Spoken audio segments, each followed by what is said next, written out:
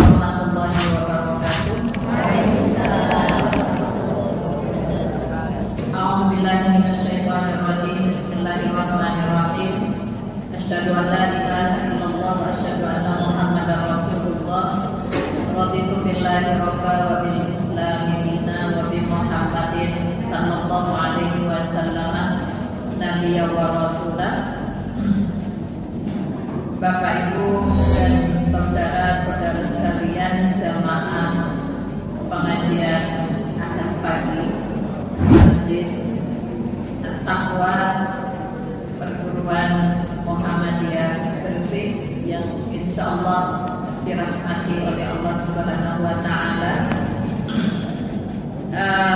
Mari pada pagi hari ini kita gunakan waktu yang tersedia untuk mengkaji beberapa ayat-ayat Allah supaya ayat itu menjadi gerakan. Nah, gerakan itu dimulai dari keluarga. Jadi apapun yang akan kita lakukan untuk pembinaan umat, untuk masyarakat yang dikatakan Islam yang sebenar-benarnya, itu tidak akan berhasil. Ya, apa yang menjadi cita-cita dan tujuan kita kalau kita tidak memulainya dari unit terkecil dari masyarakat itu yang disebut dengan keluarga. Para pendiri ya, kita jangan terlalu jauh ke Rasulullah, ke keluarga Rasulullah dan Nabiullah Ibrahim yang lebih jauh lagi ya. Dua sosok keluarga itu yang diperintahkan oleh Allah untuk dijadikan uswah ya. Karena hanya ada dua. Yang pertama di surat Ibrahim, di surat Al-Mumtahanah ayat 4, ayat 6, agar kita menjadikan Nabiullah Ibrahim dan keluarganya sebagai contoh di dalam hal apapun. Kemudian di surat Al-Ahzab ayat 21 itu kepada Rasulullah, laqad kana lakum fi Rasulillahi uswatun hasanah. Ya, jadi setiap peringatan Maulid Nabi itu selalu diingat-ingat, tapi apa yang harus dicontoh dari Rasulullah Sallallahu Alaihi Wasallam yang kita ulang-ulang setiap bacaan di dalam sholat.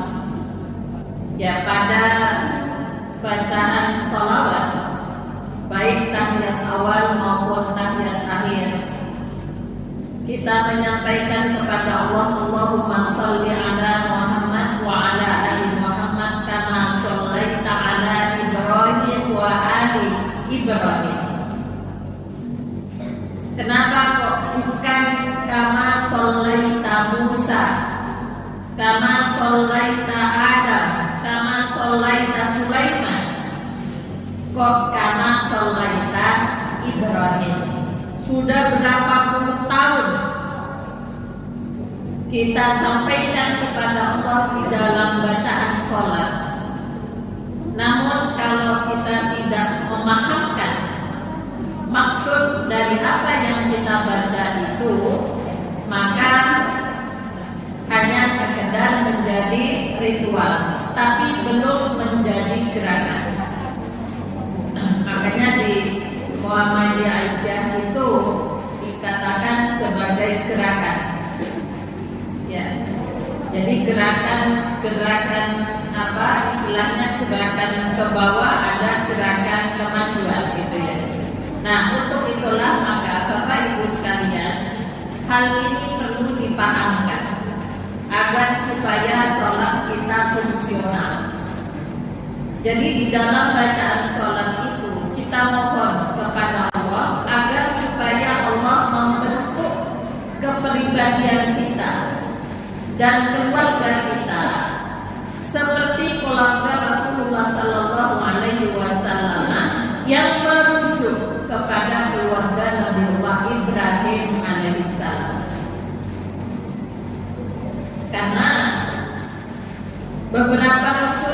dijadikan contoh dalam surat At-Tahrim ayat 10. Nabi Nuh tidak seimbang ya, gagal, dan Nabi Lut membina istrinya, anaknya. Kemudian di surat Yusuf bagaimana Nabi Yakub yang anaknya yang lain ibu itu juga berbeda. Nah, untuk itulah maka ternyata Nabiullah Ibrahim alaihissalam berhasil bukan hanya menjadi pemimpin, tapi berhasil memimpin keluarganya. Apa yang dilakukan oleh Nabiullah Ibrahim, penguatan yang dilakukan adalah tauhid. Jadi keimanan yang dibekalkan kepada istrinya, baik Siti Hajar maupun Siti Salah, sehingga dari tauhid yang benar itu maka para istri bisa mendidik, membiasakan putra-putrinya ya ke jalan yang dibenarkan oleh Allah. Nah, itulah yang dicontoh oleh Rasulullah Sallallahu Alaihi Wasallam. Sehingga ya Bapak Ibu yang membawa Al-Quran atau di HP-nya, coba kita perhatikan Muqaddimah surat Al-Ahzab. Muqaddimah surat Al-Ahzab ada 3 pesan Allah. A'udzubillahi minasyaitonirrajim. Bismillahirrahmanirrahim. Ya ayyuhan nabiyyu taqillaha wa la tuti'il kafirin wal munafiqin innallaha kana 'aliman hakima. Yang pertama, wahai Nabi, kalau hitopnya kepada Nabi otomatis kepada umatnya Nabi Muhammad juga. Jadi tersirat di dalamnya agar kita juga memperhatikan pesan-pesan Allah yang disampaikan kepada Rasulullah. Wahai Nabi, ittaqillaha wa la tuti'il kafirin wal munafiqin. Yang pertama, pesan takwa. Mungkin Bapak yang sebagai khatib Jumat ini selalu dikumandangkan pesan-pesan takwa ketika khutbah Jumat maupun di 2 hari raya yang pertemuan yang lebih besar karena perempuan harus hadir. Jadi pesannya adalah bertakwalah kepada Allah, wala tuti'il kafirin wal munafiqin. Janganlah engkau menuruti keinginan orang-orang kafir ikat dan orang-orang munafik. Orang munafik itu kalau kita lihat di surat Al-Baqarah, itu Allah memberikan ciri-ciri dari ayat 8 sampai ayat 20. Kalau di hadis hanya 3, hanya 4, tapi di Al-Quran ada 11 karakter. Jadi jumlahnya lebih banyak daripada yang beriman dan yang kafir. Ya, itu lebih banyak jumlahnya. Jadi bisa jadi agama Islam tapi perilakunya mendekati perilaku yang dicirikan di dalam Al-Quran di surat Al-Baqarah ayat 8 sampai 20, di surat An-Nisa ada, bahkan khusus di surat Al-Munafiqun. Ya. Jadi pesan yang pertama adalah agar senantiasa bertakwa kepada Allah. Takwa itu tingkatan tertinggi dari jenjang proses keimanan seseorang. Kalau di perguruan, di akademik itu S3 ya, gelar profesor doktor. Ya, itu gambarannya di situ. yang dimulai dari iman, Islam. Islam itu aktivitas lahirnya sebagai bukti keimanan. Kemudian ihsan, terpadunya antara iman dan Islamnya. Setelah itu ikhlas. Ikhlas itu keseluruhan prestasi batin seseorang sebagai gabungan antara iman, Islam dan ihsan. Nah, di atasnya itu adalah takwa. Takwa itu prestasi lahiriah sebagai bukti dari keikhlasan seseorang. Kalau ihsan itu sebagai perpaduan antara iman dan Islam. Kalau tidak seimbang namanya munafik. Beriman tapi tidak Islam. Jadi tidak tunduk. Banyak iman di KTP-nya Islam tapi tidak sholat. Nah, itu yang disebut dengan berarti tidak imbang. Ada yang mengerjakan Islam tapi tidak berdasarkan iman. Sehingga takwa ini adalah dari kata waqayati wifayatan, artinya memelihara. Apa yang dipelihara? Perintah Allah, larangannya. Perintah dan larangannya itu ada rambu-rambu. Ada rambu-rambunya, ada petunjuknya. Maka kalau kita berdoa di surat Al-Kahfi ayat 10, Rabbana atina min ladunka rahmatan wa hayyi lana min amrina rasyada. Rasyada itu rambu-rambu. Banyak orang tahu jalan tapi tidak paham rambu-rambu. Kalau di Surabaya, ya salah sedikit langsung tilangnya online. Ya, jadi karena CCTV-nya jalan, walaupun saya pernah nggak ada polisi, tiba-tiba sudah ada tagihan. Karena masih lampu kuning. Kalau di Malang soalnya lampu kuning masih bisa. Karena setelah ada ujian saya itu akhirnya ternyata karena ya, jadi rasyada itu artinya orang yang bertakwa itu mengerjakan perintah pun ikut rambu-rambunya Allah. Innallaha kana aliman hakima. Sesungguhnya Allah Maha mengetahui lagi Maha bijaksana. Yang kedua, wattabi' ma yuha ilaika min rabbika. Di dalam berislam kita diperintahkan untuk wattabi', ittiba. Ikutilah apa yang diwahyukan Tuhanmu kepadamu. Jadi dalam berislam itu mengikuti rambu-rambunya itu ya wahyu itu. Innallaha kana bima ta'maluna khabira. Sesungguhnya Allah Maha mengetahui terhadap apa yang kamu kerjakan. Jadi yang pertama tadi aliman hakimah, yang kedua ta'maluna khabira. Yang ketiga wa tawakkal 'ala Allah. Bertawakallah kepada Allah, wa kafa billahi wakila. Cukuplah Allah sebagai pemelihara kita. Jadi yang pertama disuruh bertakwa, yang kedua disuruh ittiba terhadap wahyu yang diturunkan kepada Nabi Muhammad. Yang ketiga adalah tawakal kepada Allah. Tawakal itu mengikut sertakan Allah, melibatkan Allah di dalam segala urusannya. Antara ikhtiar dan doanya, disitulah tawakal. Sehingga kalau apa yang menjadi keinginan dikabulkan oleh Allah, disyukuri. Jika tidak, maka sabar.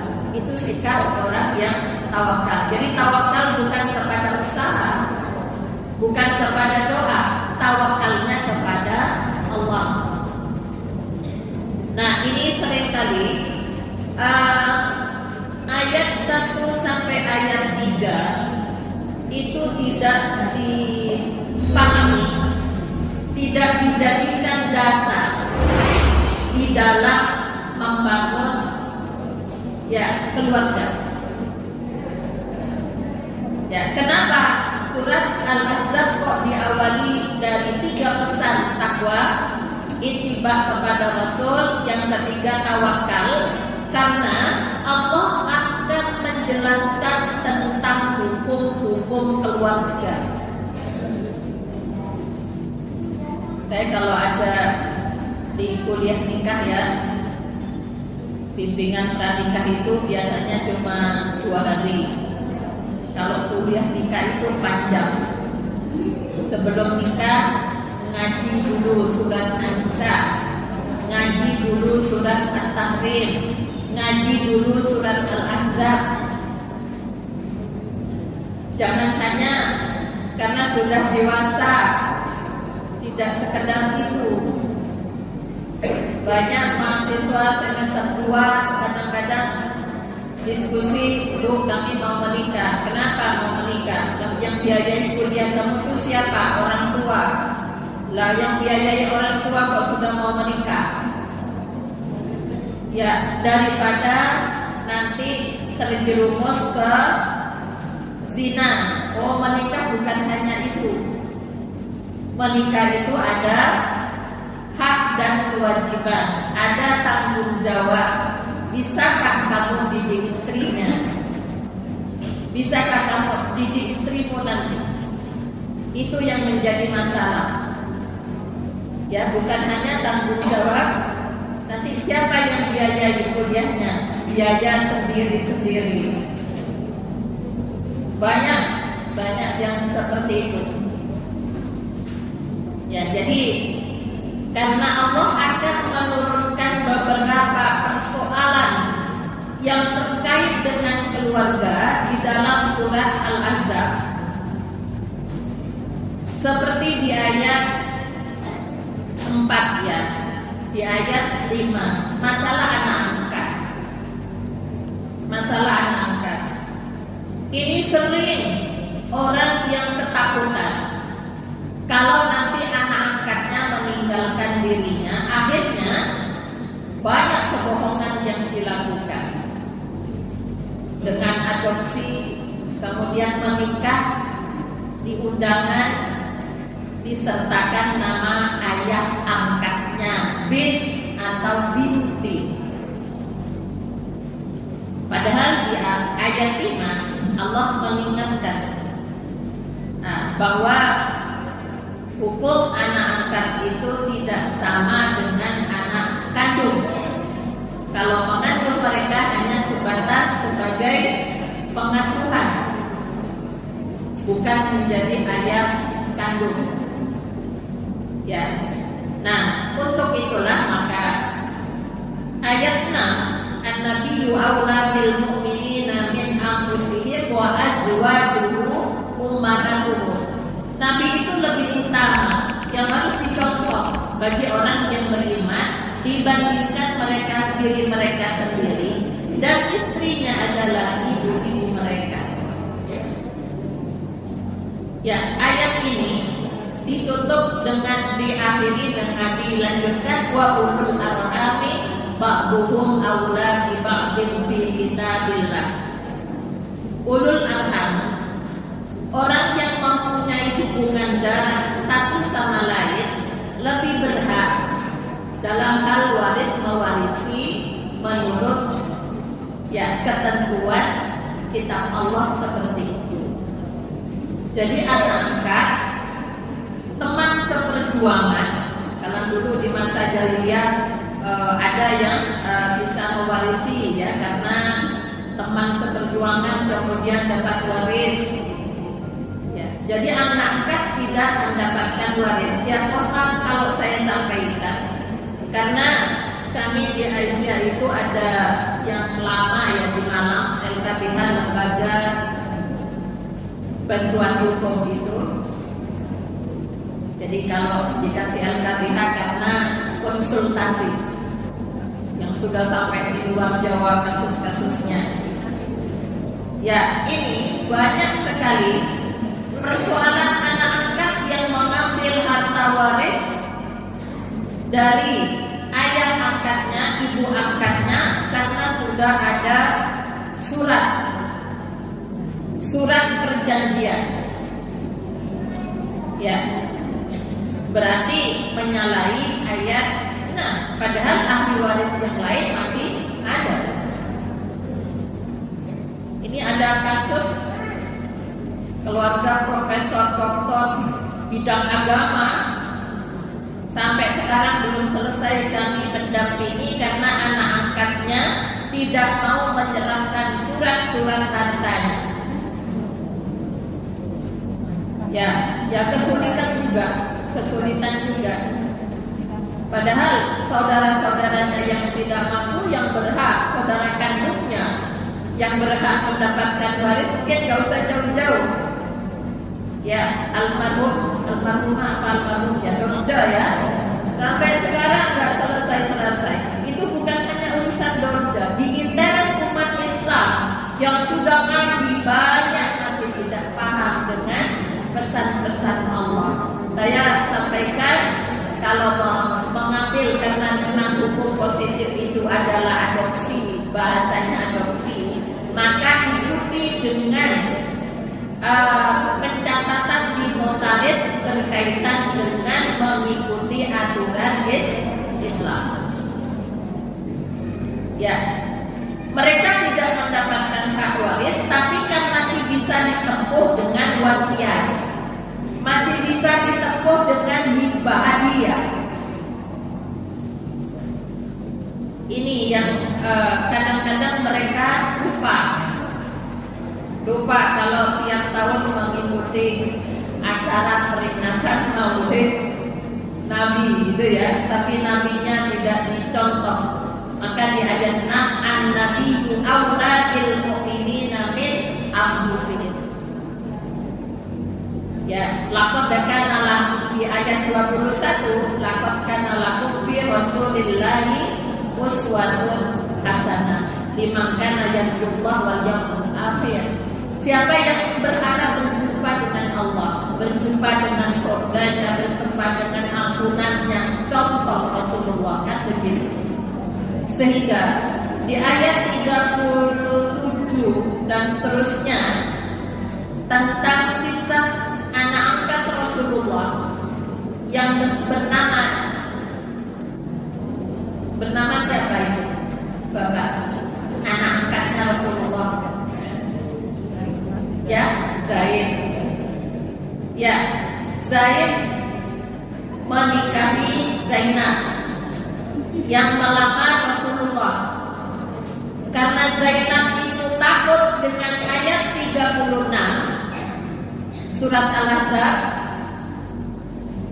Ya, jadi kalau sudah Rasulullah menyuruh apa, disuruh taat kan itu, jangan sampai ada pilihan lain. Ya, persepsinya Zainab seperti itu karena Rasulullah yang minta. Sebenarnya nggak cinta dengan Zaid.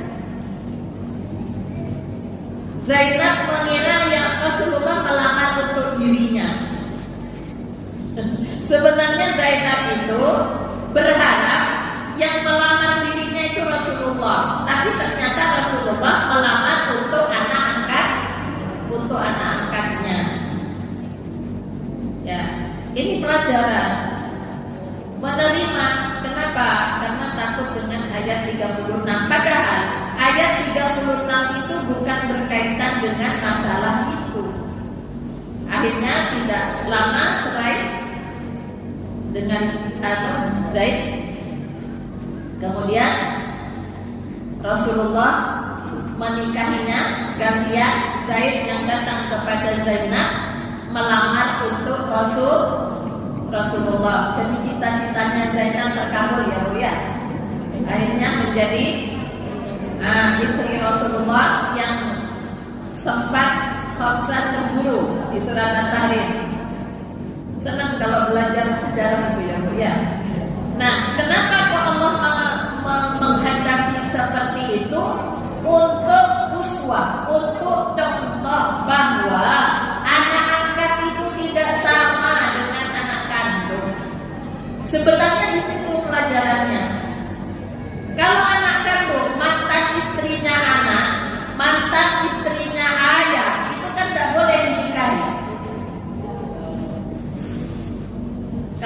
hubungan suami istri nggak boleh dinikahi. Di surat An-Nisa seperti itu. Namun di surat Al-Ahzab juga makana ata akan dirajalikum bahwa Muhammad itu bukan ayah dari salah seorang di antara mereka anak angkatnya itu, tapi adalah Rasul. Karena di masa itu orang bilang Zaid bin Muhammad. Zaid bin Muhammad. Ini Bapak Ibu, contoh-contoh kecil urusan dunia. Jadi kalau pernah ada kajian Islam kafah yang indikatornya adalah wasatiyah, itu mengajarkan seimbang antara dunia dan akhirat. Kalau orang meyakini akhirat, maka dunianya juga harus hati-hati. Harusnya hati-hati. Ya, jadi sampai seperti itu Allah memberikan contoh bahwa anak angkat tidak sama dengan anak kandung, sehingga Allah mentakdirkan Rasulullah menikahi Zainab, mantan istri anak angkatnya. Itu sebenarnya apa? Untuk contoh penekanan di sini, karena banyak sekali umat Islam yang tidak punya anak ngambil anak, takut anak itu tahu kalau bukan anaknya. Padahal ada ketentuan-ketentuan. Ya, dengan suaminya kalau itu perempuan, itu juga harus hati-hati. Jadi jangan diperlakukan seperti anak kandung. Saya kadang begini, kalau sudah tamat SD selesai, kalau perempuan dipondokkan aja, karena bapak masih muda. Itu salah satu. Ya, kecuali yang sudah tua, kemudian ini ya barangkali bisa dihiaskan di anor ya. Laki-laki yang sudah tidak ada kemungkinan lagi untuk karena sudah tua ya, yang perempuan itu masalah menutup aurat, masalah menutup bisa jadi dihiaskan ke situ. Ya, itulah Bapak Ibu sekalian, sehingga penutup dari surat Al-Ahzab ya, itu banyak sekali di surat Al-Ahzab ini yang harus kita ketahui sebenarnya, bahwa inna aradna al-amanata 'ala as-samawati wal ardi wal jibali fa abaina an yahmilnaha wa ashfaqna minha wa hamalaha al-insan innahu kana zaluman jahula. Allah memberikan amanah kepada manusia yang dipercaya untuk melaksanakan tugas-tugas Khalifatullah di muka bumi, mulai dari tugas pada dirinya, tugas pada keluarganya, dan tugas agama. Ada tugas ijtima'iyah, kemasyarakatan, kemudian juga ada tugas berbangsa dan bernegara. Nah, sedangkan di dalam keluarga ini itu masuk tugas khalifah di dalam keluarga, itu menjadi tugas yang ketiga. Ya, jadi kalau hari ini pagi ini kita berbincang berkaitan dengan masalah penguatan keluarga, pilar keadaban bangsa, ada juga bisa menjadi pilar kemajuan bangsa. Jadi apapun cita-cita kita terhadap bangsa ini, maka kita perlu memulainya sesuatu dari keluarga. Nah, Bapak Ibu sekalian, kondisi yang sekarang ini, kalau Bapak Ibu lihat di YouTube ya, kadang-kadang ya bukan hanya YouTube ya, kalau saya ya kebetulan satu profesi dengan anak saya yang di psikolog, saya yang pendampingan keagamaannya, seringkali suami istri itu yang diperjuangkan hanya dirinya, melupakan tujuan besar. Melupakan tujuan besar. Sama dengan kita ya, di negara kita ini banyak orang yang memperjuangkan kepentingan dirinya, kelompoknya, tapi melupakan tujuan besar. Tujuan besar yang kalau Bapak Ibu pernah mengikuti pengkaderan ya di Muhammadiyah, di mata keyakinan pada poin 5, MKCHN pada poin 5, bahwa di negara kita ini adalah ada lautan, daratan, ya termasuk masjid kita ini dekat dengan laut ya. Jadi 2/3 kekayaan yang ada di laut ada di negara kita. Harusnya kan tidak ada kemiskinan ya Pak. Harusnya tidak ada kemiskinan. Ya, luar biasa. Ada apa? Nah, ada gas, ada emas, ada ikan yang bagus-bagus. Tapi orang sekitar tidak menikmati itu. Saya pernah dorang putih yang ekspor itu beli di Probolinggo, mau nempel nggak boleh, ini kan sudah di pempit mau ke sana. Saya ke pelabuhan, enak memang sup itu enak.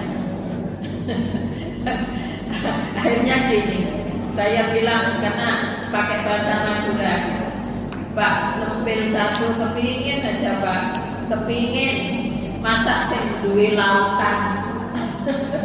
Ke orang luar yang menikmati gitu ya, berapa? Satu biji kecil, tapi bukan yang dorang putih yang ini ya, memang khusus yang ekspor itu. Waktu itu sudah berapa tahun itu satu biji 150 ribu. Inilah kalau kita berpikir bahwa ada lautan, daratan, itu adalah kekayaan yang oleh Allah dititipkan ya. Anak asuh saya itu kerja di petrokimia, sekarang lagi studi di Inggris ya. Dia kadang-kadang rapatnya di Singapura, mau ngebor ya, saya kadang kasihan lihat-lihat apa yang di Bangkalan, yang di mana yang di Tangnya, di Raas apa itu, ketika mau ngebor perencanaan.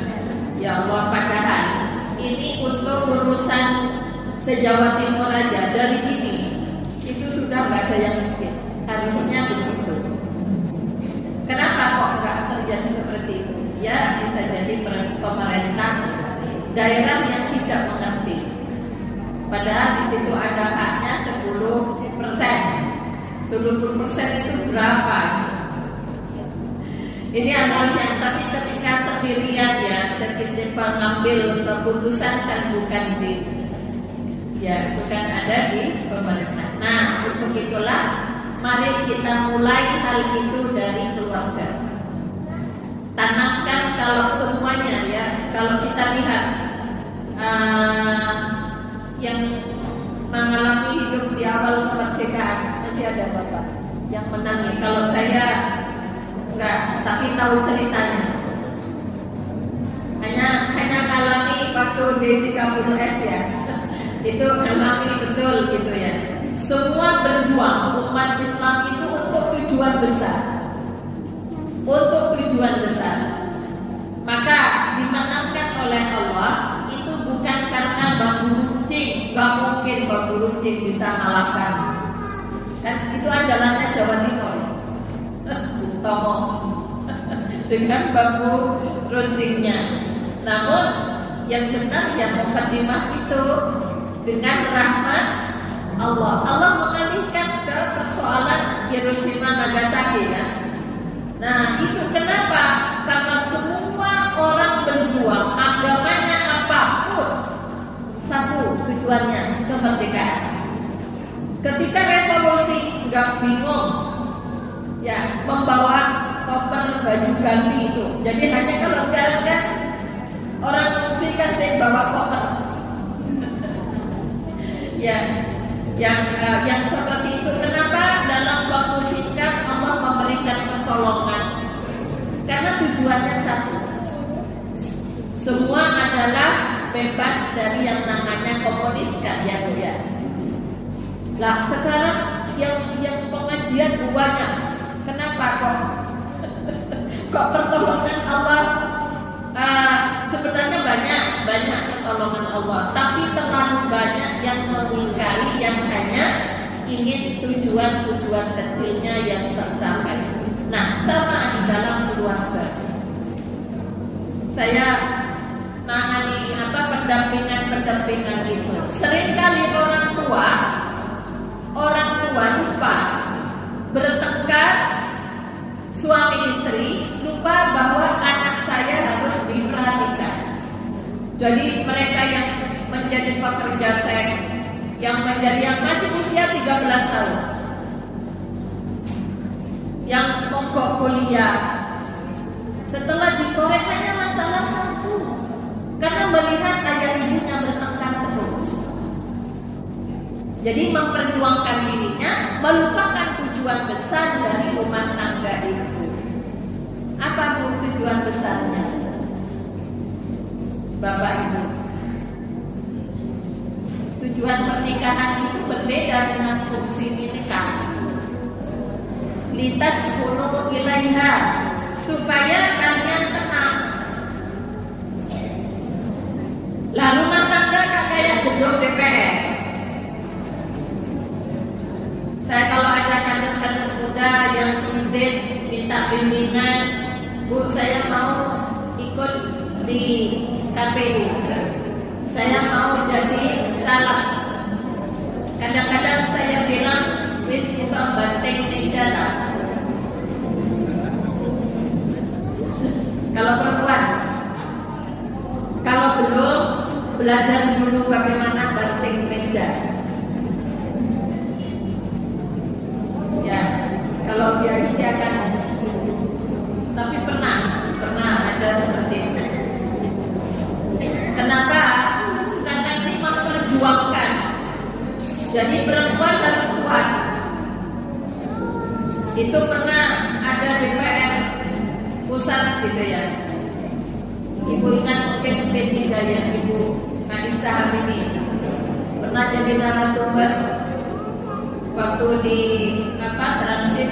Saya banyak ngobrol bagaimana pengalaman ibu. Ya Allah, saya tinggal ke kamar mandi sebentar itu loh turun ini. Sekian pasal-pasal sudah berubah. Makanya dulu pernah yang sholat asar di Jawa itu kan ramai ya, karena belum selesai. Itu salah satu strategi. Ya. Jadi di dalam kalau di gedung DPR nggak boleh tenang, tidak boleh tenang. Tapi di rumah tidak boleh membuat keributan seperti di gedung DPR. Kenapa? Karena tujuannya menikah itu lintas umum, menciptakan suasana yang tenang. Ini rata-rata anak-anak gak mau pulang ke rumah karena di rumahnya ribut terus. Gak ada yang mau berkorban untuk tujuan yang lebih besar. Kemudian di dalam lintas kuno sakinah itu ada mawaddah warahmah. Mawaddah warahmah itu instrumen, fondasi untuk mencapai tujuan besar. Harus saling mencintai dan menyayangi. Menyayangi berbeda, kasih sayang dengan kasihan tidak sama. Kalau kasihan, anaknya minta apa aja dituruti daripada nangis, gitu ya. Itu kasihan. Tapi kalau kasih sayang, bahasa saya, mending aku nangis sekarang daripada nangis nanti. Anak selesai SD, ya, saya bawa pada ceritanya Siti Maryam yang dititipkan pembinaannya pada Nabi Zakaria. Waktu TK tak ajari, tak ceritain, SD tak ceritain kalau mau sukses seperti Siti Maryam, perempuan yang masuk kategori yang utama. Kalau Aisyah kan dikecualikan, itu kan ada 4, Asia, istri Fir'aun, Khadijah, Maryam, sama Fatimah. Kalau Aisyah dikecualikan karena keilmuannya. Maka Siti Maryam itu menjadi sukses, berhasil menjadi perempuan itu pondok di rumahnya Nabi Zakaria. Ternyata itu diingat. Selesai SD, aku mau pondok. Kemana? Satunya ke Solo, satunya ke Ponorogo. Kok jauh? Lah ibu dulu bilang apa? Ya, banyak. Kok nggak kasihan tak habis SD kok di pondokkan? Gak menangis tak ibu menangis. Tapi saya mau menangis sekarang daripada nanti menangis. Kenapa? Karena walaupun orang ada yang bilang begini, bisa ngajarin orang kok, gak bisa ngajarin, wes silahkan. Anda mau ngomong apa? Terserah. Ya, ketika dibimbing ya, bimbing sendiri, memang tidak bisa disiplin. Kadang-kadang kita nggak mentolong ke anak sendiri. Makanya saya kadang-kadang kalau di PWA itu, yang putrinya ada di Malang, kami siap menjadi orang tuanya. Ya, saya ajar sendiri. Alhamdulillah itu ada IT1 yang dekatnya Unmu, kampus 3, IT2 yang dekat rumah saya, dekat dengan Brawijaya dan IAIN dan kampus 2 UMR. Ya, kenapa demikian? Karena memang untuk mencapai tujuan yang besar, keluarga yang dikatakan sakinah itu yang seperti apa? Tanpa pengorbanan, ya itu tidak bisa. Kadang-kadang kasihan, yang dominan itu kasihan. Minta ini, mie ya, mie dulu itu loh Bu ya. Ya saya nggak pernah nyesal itu. Kenapa? Anak-anak, ibu itu melihat kamu ke depan, jangan sampai sakit-sakitan. Di usiamu yang masih produktif, kalau banyak makanan ini, ya biar nangis. Nangis kan 5 menit selesai capek, 10 menit kesel kayaknya. Nanti nangis lagi ya biarkan lagi, tapi dikasih pengertian. Ini satu. Jadi kita harus berkorban untuk tujuan-tujuan pribadi dalam rangka mencapai tujuan yang besar. Sedangkan fungsi daripada pernikahan itu adalah punya keturunan, ya saling tolong menolong, memenuhi kebutuhan biologis karena itu diperlukan. Tapi ini jangan dipasang di tujuan. Ini fungsi. Makanya Ki Ahmad Dahlan menyampaikan antara tujuan hidup dan fungsi hidup itu tidak sama. Tujuan hidup beliau mengambil Quran surat Al-Fatah ayat 29. Ya, fadl Muhammadur Rasulullah itu fadlan minallahi wa ridwana. Tujuan hidup itu untuk mencari karunia Allah. Fungsi hidup untuk beribadah kepada Allah. Surat Az-Zariyat 56, yang kedua Al-Baqarah 30 sebagai kalimatullah itu baru. Nah, ini harus dipahami perbedaan antara tujuan dan fungsi. Jadi punya keturunan itu bukan tujuan pernikahan. Karena apa? Di surat Asy-Syura ayat berapa itu 69. Tidak semuanya Allah ngasih keturunan laki-laki. Ada yang dikasih perempuan, ada yang dikasih laki dan perempuan, ada yang tidak aku kasih. Kalau itu tidak dipahami, banyak sudah normal, sudah bagus, sudah ininya kandungannya, si laki-lakinya sudah, tapi belum dikasih.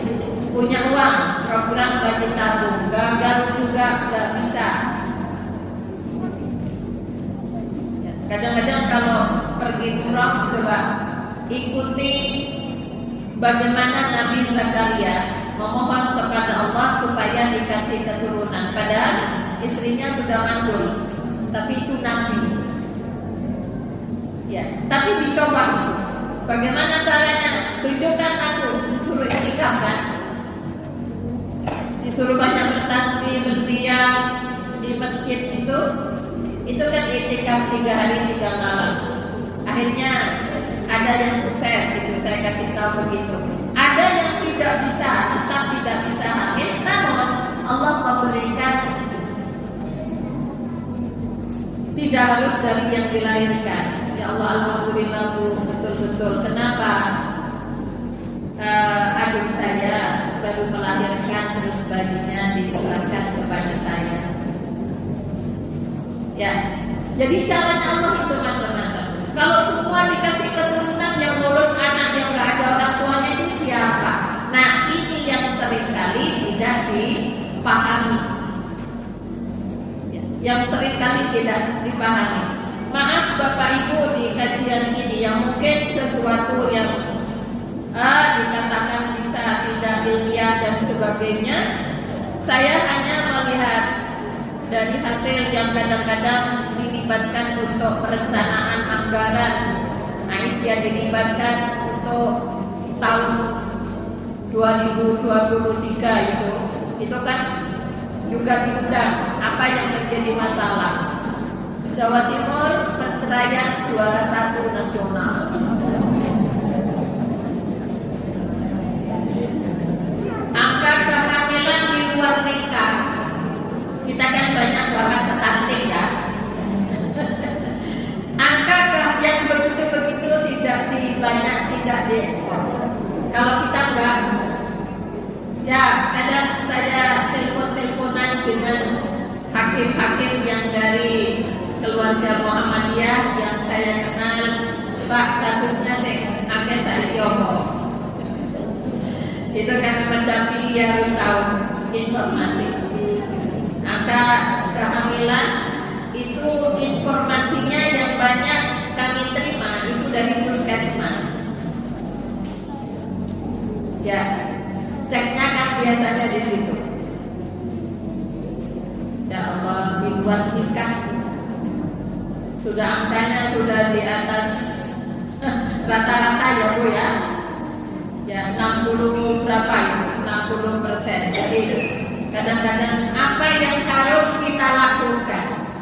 Bagaimana masjid, bagaimana sekolah itu berfungsi untuk ikut mengurai permasalahan itu. Kehadiran kita punya sekolah, berapa di Gresik sekolahnya?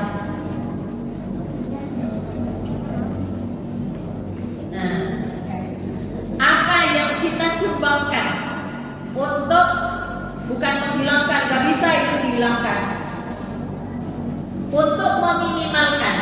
Tanggal 18 Agustus saya ikut silaturahmi dengan gubernur habis upacara kan tanggal 17. Besoknya kami dipersilahkan untuk ini. Jadi itu yang saya sampaikan. Bukan minta dana, bukan. Ini persoalan monggo Aisyah Muhammadiyah itu dilibatkan yang mana. Kami sudah membuat pencegahan supaya berkurang pernikahan dini. Pernikahan dini itu bukan berarti tidak ngerti. Karena hamil, SMP sudah hamil, mau nggak dinikahkan. Akhirnya kasus yang di Bojonegoro, ya itu tidak. Kenapa? Karena ada adat kalau sudah dilamar berarti sudah halal, ikut kerja di situ. Yang laki-laki apa? Saya lupa istilahnya itu. Sehingga ya belum masih SMP ya sudah hamil. Akhirnya apa? Nanti suratnya dibuatkan belakangan setelah keluar dari SMA. Ya, jadi pernikahan dini itu bukan tidak tahu, tapi karena masalah-masalah kecelakaan yang diabaikan oleh keluarganya itu yang menjadi problem yang di Jawa Timur. Lantas apa yang harus kita lakukan? Ini banyak Bapak Ibu guru ya, banyak. Ya ini saya kampanye se-Jawa Timur ya. Pagi sering saya pesankan, tolong materi yang berkaitan dengan sampai saya buat fikir reproduksi. Ya selain mengajar juga, kepentingan mengajar juga. Coba ketika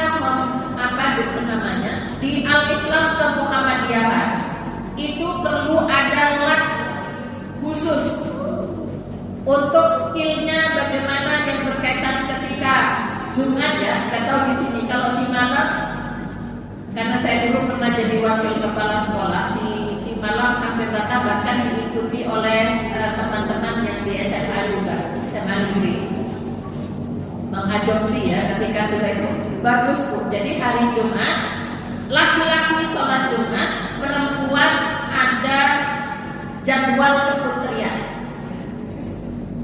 Tidak ikut sholat Jumat, mereka bersama-sama berjamaah khusus itu. Bahkan gurunya pun mendampingi. Yang tidak mendampingi, guru-guru juga ada pembinaan, ada kajian. Bahkan kami bawa ke UMM. Jadi ibu-ibu yang putri-putri jam 11 sampai setengah 1 itu kajian.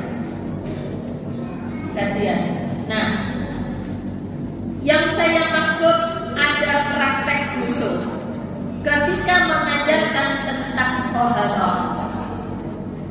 Ada dokter juga yang harus masuk supaya mereka memahami yang berkaitan dengan tugas-tugas reproduksi, makanan. Ya, jadi kalau masalah stunting jangan hanya dibahas karena kekurangan gizi setelah menikah. Dari usia SMP, SMA, anak-anak sekarang banyak yang makan makanan yang siap saji. Ya, yang sudah siap saji. Kalau dulu disilakan ciki-ciki ya Pak ya. Itu seperti ini. Itu berpengaruh. Ya, kesiapannya nanti ketika mereka di usia nikah.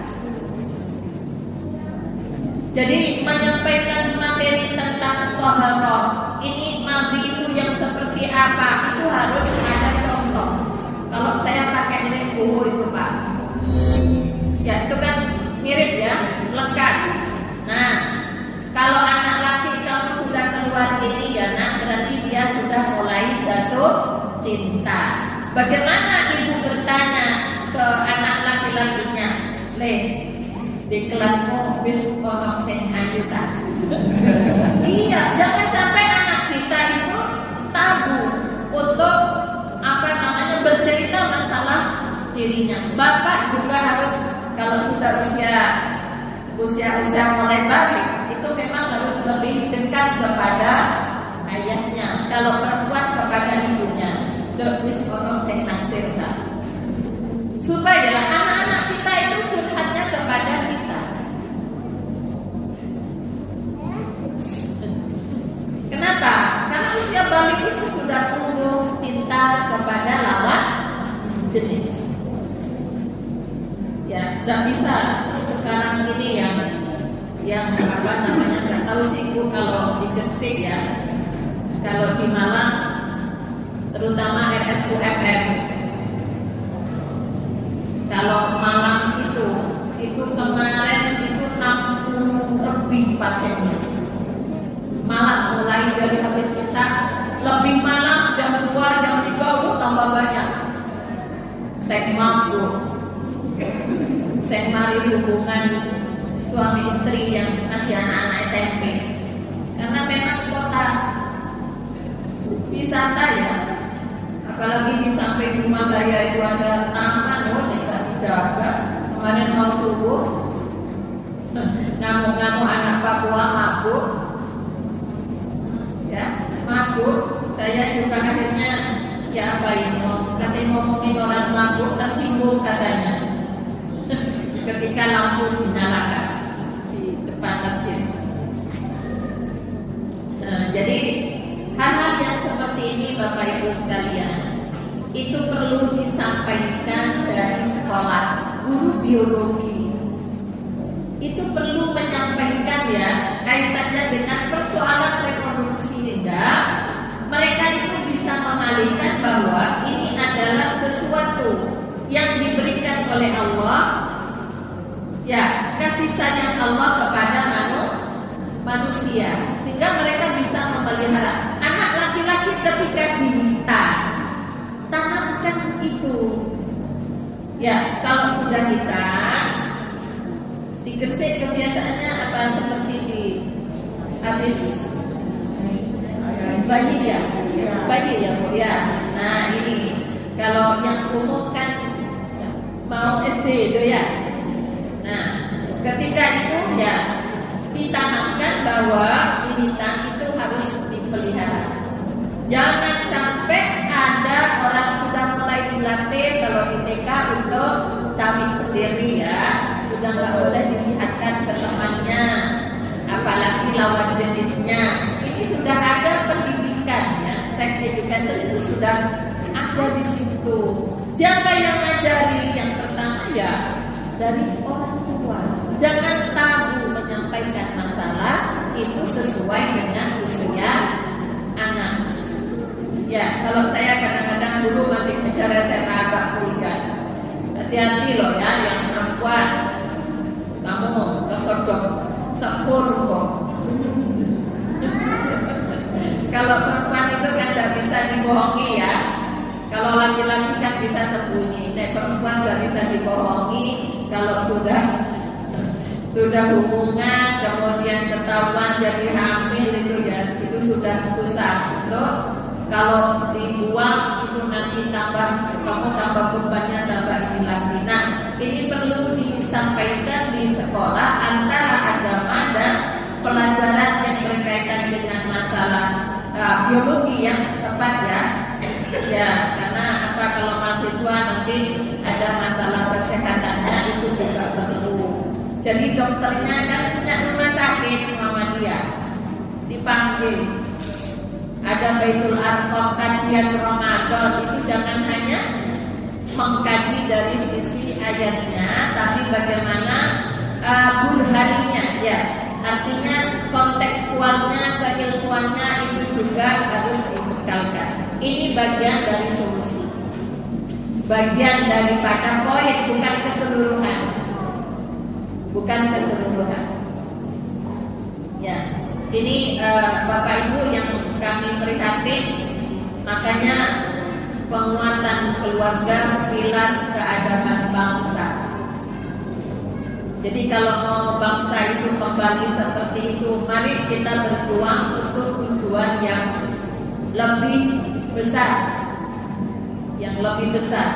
yaitu ya bagaimana negeri kita tercinta ini yang mayoritas beragama Islam Ya, ada 5 pilar setidaknya.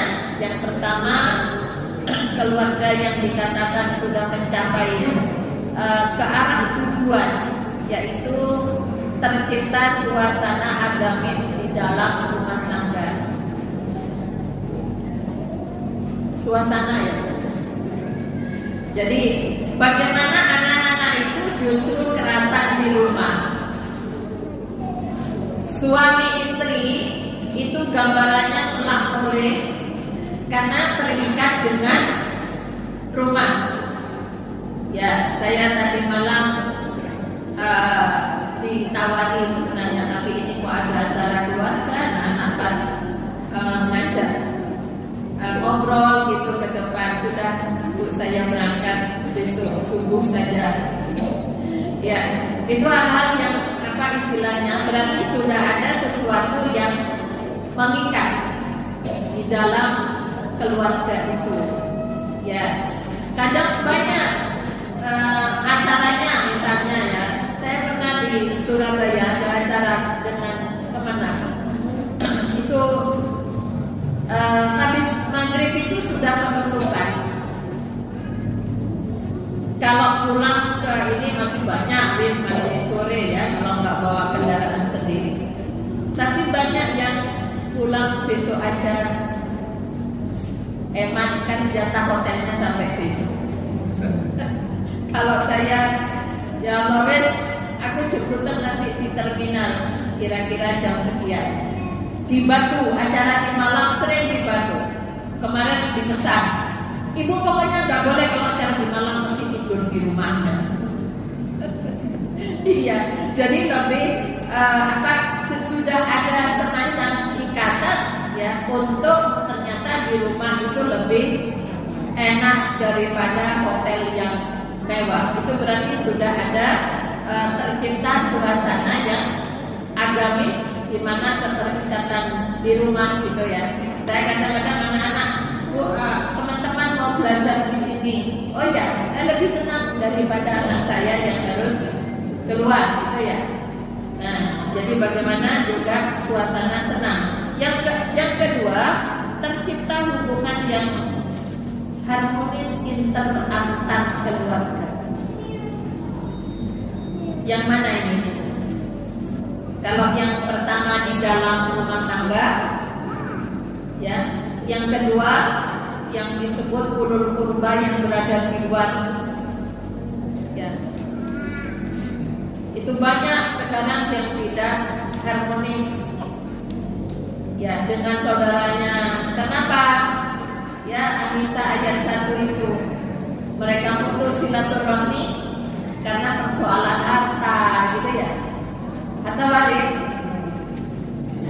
Ya, coba kalau hartanya sendiri, hartanya hasil kerjanya sendiri, bapak ibu tenang toh? Tenang kan? Nggak bingung. Tapi ketika ada pembagian harta waris, itu pasti semuanya ingin mendapatkan,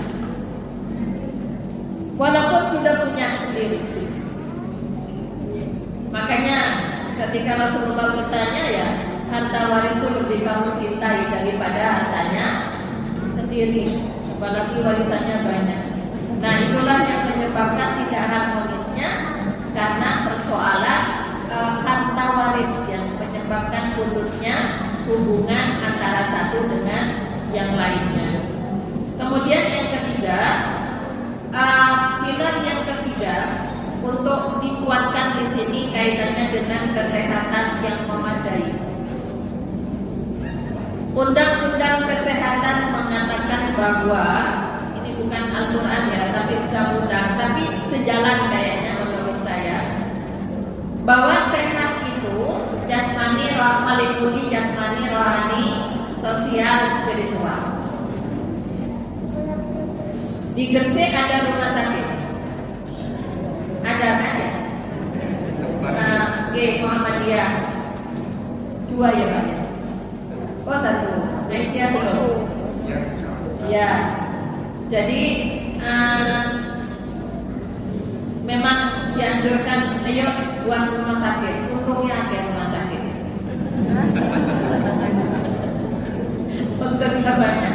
Buat rumah sakit apa lagi Bu ya kemarin majelis kesehatan? Rumah sakit orang yang sakit sosial. Buat rumah sakit orang-orang yang medit-medit itu loh. Lah, undang-undang kesehatan kan rumah sakit jasmani sudah ada ya. Yang rohani ada. Ya, majelis kesehatan saya ada. Ayo Bu tajam jalan-jalan. Ada sebuah tempat yang view-nya bagus, jauh dari kebisingan kota dan perkampungan. Di situ buat rumah sakit apa Bunda? Rumah sakit rehabilitasi dan pesantren. Ini belum ada yang punya. Belum ada yang punya. Padahal itu mahal loh Pak. Mahal. Kenapa? Karena kalau anak-anaknya pejabat, anaknya ustadz ada juga. Itu ketika kena itu narkoba dan sebagainya, itu kadang nggak mau di miliknya pemerintah dari swasta. Kenapa demikian? Karena takut ketahuan. Maka ini Muhammadiyah kayaknya harus buat gitu. Gimana? Ayo tak tunjukkan. Bagus sekali tempatnya. View-nya laut kelihatan. Tapi bukan bersih kayaknya. Ya, itu rehabilitasi dan ada pesantrennya. Sekarang generasinya generasi mabuk sudah. Kalau di mahasiswa kayaknya dianggap tidak laki, tidak pedok kalau perempuan. Kalau belum ikut-ikutan itu, sekarang lebih berani. Karena rumah saya dekat taman kota. Kadang tak tunjukkan itu loh. Suka berapa? Ya salah satu yang perguruan Islam yang sudah ketangkap berapa? 18 hubungan semua. Kebetulan bapak suami saya jadi RT. Jadi itu ya. Jadi rumah sakit yang rehabilitasi ada pesantrennya. Yang ketiga, sehat sosial. Jadi orang pedit-pedit itu berarti sakit. Gak mau selalu dengan tetangganya. Yang keempat adalah sakit sehat spiritual. Ya, contohnya apa?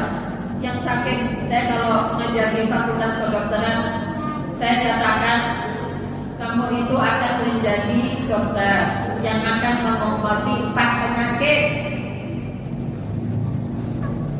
Nah, kalau Anda sendiri jadi dokter tidak sholat, berarti Anda sakit spiritual. Gimana mau mengobati orang sakit kalau kamu sendiri sakit? Buang sampah sembarangnya. Ya, kalau di kampus 2 kotor itu saya ngomel terus karena di situ kampus kesehatan. Nah ini loh, orang belajar kesehatan kok lingkungannya sendiri tidak dijaga. Saya kalau ngajar, ayo bersihkan dulu. Saya nggak mau ngajar kalau belum bersih, malu. Kampus ngomong kesehatan kok ribet. Tempat sampah besar banyak, tapi nggak sukanya buang di bawahnya meja itu. Ya, jadi itulah Bapak Ibu sekalian, sehat yang memadai itu ciri daripada pilar untuk menuju keluarga sakinah jasmani rohani. Makanya pola makan, pola pikir, pola laku itu perlu ditertibkan. Karena itu akan, kalau sudah sehat itu ya, kalau sehat insya Allah ibadahnya juga akan bisa maksimal. Kemudian yang keempat, pendidikan yang optimal. Pendidikan optimal di sini ya tentunya tidak harus lewat jenjang pendidikan formal. Makanya ini ada yang dari PDA Gresik. Ya, kemarin kami membuat tarbiyatul mar'ah. Mudah-mudahan di Gresik segera dibuka sekolah perempuan. Kelas 1 perempuan sebagai putri, kelas 2 khusus kelas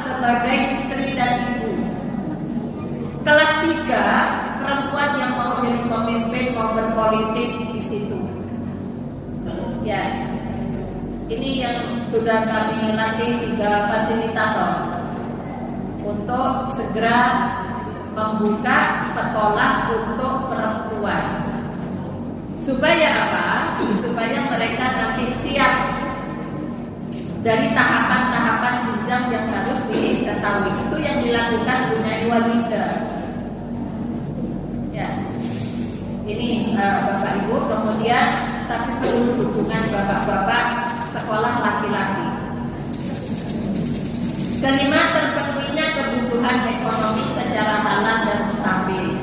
Bagaimana keluarga mau sakinah kalau besok yang dimakan masih belum jelas makan apa? Ya, itu makanya terus ada kaitannya dengan ketahanan keluarga di sini ya, tentunya juga masalah ekonomi. Saya kadang-kadang kemarin kaitannya dengan kepemimpinan sekarang menjadi problem yang harus diperhatikan tentang kader pimpinan ke depan. Komitmennya dia punya. Kemudian yang kedua, kapasitas ada ya, integritasnya punya dia, kemampuan itu, tapi masalah dengan ekonomi. Ya, apa yang harus dilakukan?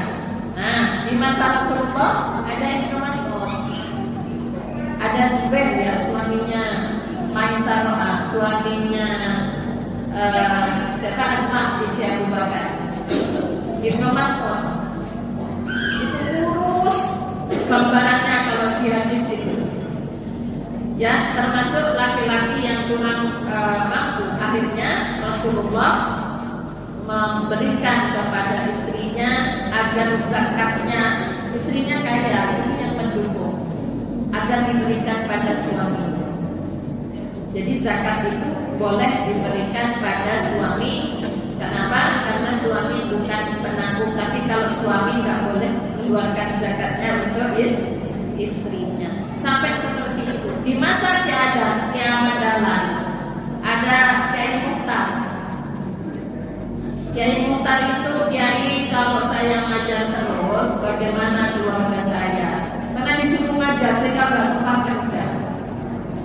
Akhirnya apa? Kiai Ahmad Dahlan kasih solusi. Istri mau suruh ke rumah besok ya, bawa dagangannya dijual, itu yang digunakan untuk. Kalau sekarang kan nggak ada yang gratis toh guru. Ya, dibayar nggak Pak gurunya? SMP, SD Muhammadiyah Negeri. Ada lah, artinya bensin ya. Ada, insya Allah ada yang sudah sertifikasi, insya Allah sudah nggak ada masalah gitu ya. Nah, di sekolahnya yang dibuat Kiai Dahlan itu nggak ada. Maka itu harus dikasih jalan keluar. Karena ini apa? Ini kader, istrinya yang disuruh jualan.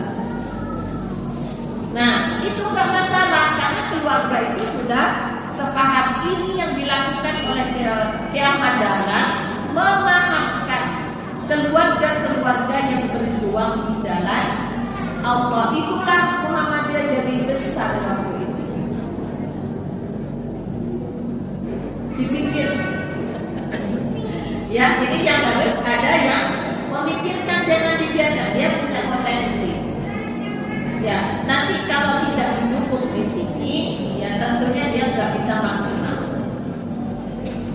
Nah, jadi kalau tidak berpasangan, ya memang nggak bisa menggerakkan organisasi itu menjadi besar. Nah, jadi Bapak Ibu, ini beberapa yang dapat saya sampaikan. Saya tidak tahu yang mana yang bisa dilaksanakan, yang bisa diambil, yang bisa ditindaklanjuti jadi sebuah gerakan. Ya, kami serahkan kepada Bapak Ibu semuanya. Oke, monggo. Apa ada tanya jawab? Saya kembalikan kepada Bapak. Saya tutup dulu. Nasrul minallah wa fathun qarib wa basyiril mu'minin. Walhamdulillahirabbil alamin. Assalamualaikum warahmatullahi wabarakatuh.